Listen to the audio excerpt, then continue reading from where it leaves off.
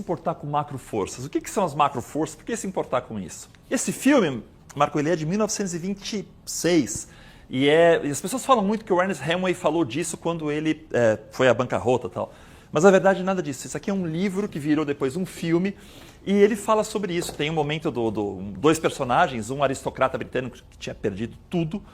Ele vai e fala assim, um americano pergunta para ele, como é que foi que você ficou sem dinheiro? E ele fala assim, cara, foi gradualmente e depois, de repente. E isso um pouco, acho que é o resumo do que é essa questão das macroforças. Ela vem ali bem lentamente e depois ela acelera e se você não está preparado, você aí não aproveita as oportunidades ou sofre aí com algumas ameaças. Vou falar o caso do Airbnb. A gente sempre usa esses casos, mas acho que nesse caso é interessante por um motivo que vocês vão perceber daqui a 2 quadros. Todas as inovações, muitas delas, levam algum tempo para quebrar essas barreiras. E foi o que aconteceu com o Airbnb. A gente teve um acúmulo tecnológico, ele quando foi lançado lá em 2008, levou um tempo, aí foram 4 ou 5 anos que não tinha tanta atração. Nesse período teve aí novas plataformas de pagamento, teve a questão dos smartphones com GPS, que permitiam saber onde as pessoas estavam. Teve também um acúmulo cultural e social, que foi, no começo, aquela coisa, mano, eu vou pôr estranho na minha casa, etc. Mas depois chegaram os millennials, aquela coisa de experiência no lugar de posse, o tal do couchsurfing, né, que é você ir viajando aí, dormindo nos sofás das pessoas, o próprio Uber. Então ficou bacana, ficou uma coisa, legal. E o lentamente foi porque por 5 anos, Marco, eles eram chamados de site de colchões infláveis. Ou seja, você ia armar um colchão para alguém dormir na tua casa. Os investidores e a imprensa, todo mundo falando assim. Baita ceticismo. Mas de repente vem a crise americana de 2008 e aí tudo muda. Aí as pessoas realmente estavam curtas de dinheiro, curtas de orçamento e tiveram que ir atrás. E virou um pouco um símbolo dessa economia do compartilhamento. E aí, quer dizer, hoje a gente vê um negócio, eu coloquei um negócio em risco, talvez seja uma palavra forte, mas a gente tem aqui algumas pessoas comentando, não sei se vocês conseguem ver, mas aqui a gente tem uma foto do Airbnb pegando fogo.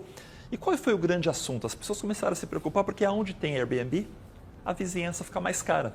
Você começa a ter um outro frequentador, você não tem mais morador, então às vezes durante a semana aquilo está muito cheio, no fim de semana está muito cheio.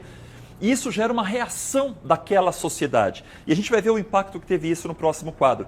Começa a ter um negócio muito bacana, muito positivo, teoricamente, para quem aluga, mas a vizinhança ficou um pouco preocupada. Vamos olhar um pouco como é que está de resultado? A gente aqui nesse quadro tem várias informações aqui, a gente tem um pouco do que foi acontecendo no período. Olha lá, 1 milhão de noites reservadas ali em 2010, 2 anos depois, e já um ano depois, 10 milhões de noites. Então, a coisa veio crescendo bem.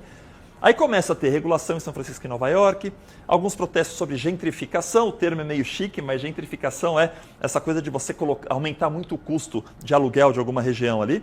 Uma regulação em Barcelona, eles abrem aqui o IPO, e a gente vê nessa linha amarela aqui as vendas. Então, Felipe, você falou que estava em risco, mas segue crescendo um montão as vendas. É verdade. Mas olha como o preço da ação arruma um pico aqui em 2022 e começa a cair. Então eu tenho uma empresa que segue crescendo, tenho agora proibição em Florença, Barcelona, eu tenho uma empresa que segue crescendo, mas a hora que a gente for ver aqui, a relação entre o preço da ação e o lucro da companhia vai caindo. Então o que aponta isso daqui? Eu cresço, eu vendo mais, mas a minha companhia vale menos, né? Então, é bem interessante apontar que isso, de alguma maneira, está incentivado. Se alguém lá atrás tivesse dito quais são os impactos naquela sociedade, como é que isso pode vir, talvez essa situação tivesse sido contornada, evitada ou suavizada.